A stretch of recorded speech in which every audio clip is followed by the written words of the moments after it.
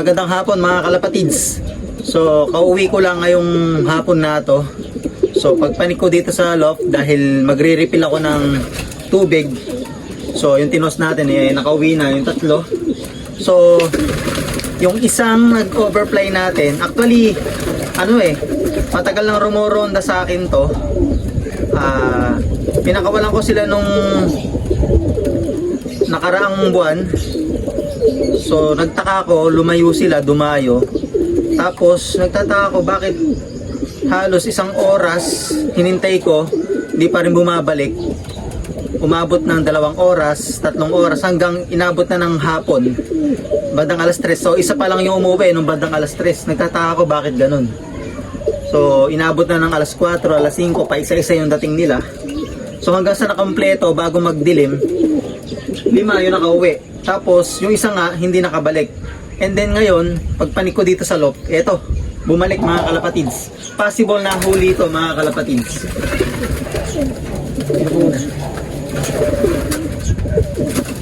Ito mga kalapatids, oh.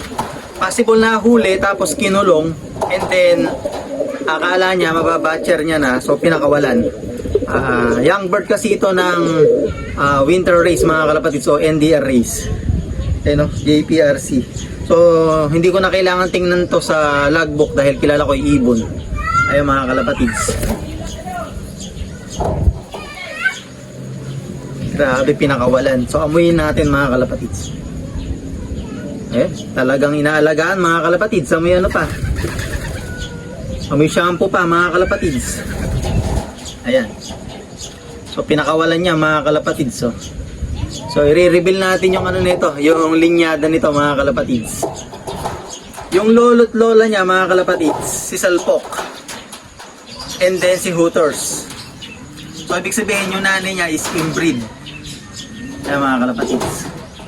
Tapos pinaris ko mga kalapatids sa Hooters din mga kalapatids, and then sa inbreed na Unbelievable. So ibig sabihin mga kalapatids, napakataas na ng dugo nito. So susubukan ko mga kalapatids. Ayun, ang siningi mata mga kalapatids, kamukha ng mata ni Salpok. Ayun, buti nakabalik. Napakawalan, no? Siguro binabatcher mga kalapatids. Maalaga na may nakahuli mga kalapatids. So inbreed yung nanay niya mga kalapatids. Ang lola niya si Hooters, ang lolo niya si Salpok. And then sa side ng tatay niya, Hooters pa rin. And then nagkaiba lang mga kalapatids sa lolo niya sa side ng tatay niya is inbreed na Unbelievable, na nag-produce na mga kalapatids ng 3 times lap winner, solo, complete clocking, first overall champion, and then isa pang lap champion sa akin. So yung 3 times lap champion mga kalapatids, nilipad ni Sir Dato sa La Union. Ayun mga kalapatids. So kadugo mismo mga kalapatids, both side. Kamukha din ni Hooters, mga kalapatids. Buti bumalik mga kalapatids. Sobrang saya ko mga kalapatids nung nakikita ko dito. Binilang ko kasi pag pumapanik ako dito, automatic binibilang ko kahit na konti lang yung ibong ko. Kasi meron minsan nakapunta dito or hindi pa pumapasok. Pero binibilang ko talaga. Bakit sabi ko, bakit sobra ng isa? So ito nga, bumalik mga kalapatids yung isa kong ibon. Ayan, kung alam lang niya yung bloodline nito, hindi niya papakawalan to, gagawin niya natong breeder.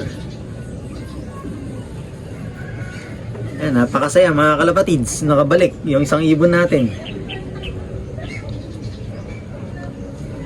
Thank you, naalala mo tong loft. Hindi naman na siya ganun kabata nung nawala mga kalapatids. Kumbaga siguro nahatak sa malayo, tapos sobrang uhaw o so sobrang gutom, napababa, so nahuli. Ayan, ngayon lang siguro magdadalawang buwan na mahigit mga kalapatids. Ayan, ayos. Binaba ko na mga kalapatids yung bumalik natin kanina. So nadala na kasi ko. May nangyari sa akin kasi, hindi rin nakauwi yung isang ibong ko nun, nahuli din. And then tumagal na yung buwan. So nabatcher siguro nung nakahuli. So nakaalala bumalik sa akin, nahuli ko, tapos kinulong ko ng 1 linggo, then pinalipad ko. So bumalik din doon sa nakahuli. Baka ganun din mangyari dito, baka na-batcher din to. So makaalala doon sa nakahuli, baka pag nilaro ko, doon din umuwi ito. Kaya binaba ko na mga kalapatids. Papares ko na lang mga kalapatids sa mga kalahi nila. Papares ko doon sa kapatid ng 3 times lap winner, first overall champion, solo complete clocking. So kalahi nga din niya yung mga kalapatid, both side mga kalapatids. Doon natin papares.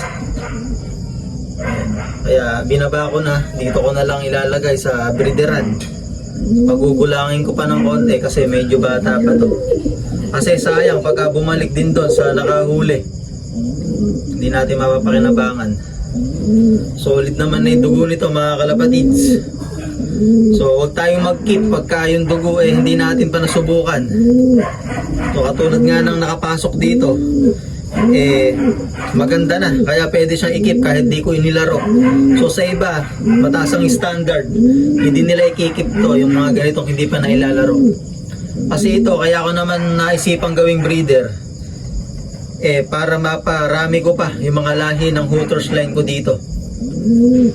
Ayan mga kalapatids, ang pasok nga nito mga kalapatids yung nag 3 times lap winner, first overall champion, solo complete clocking.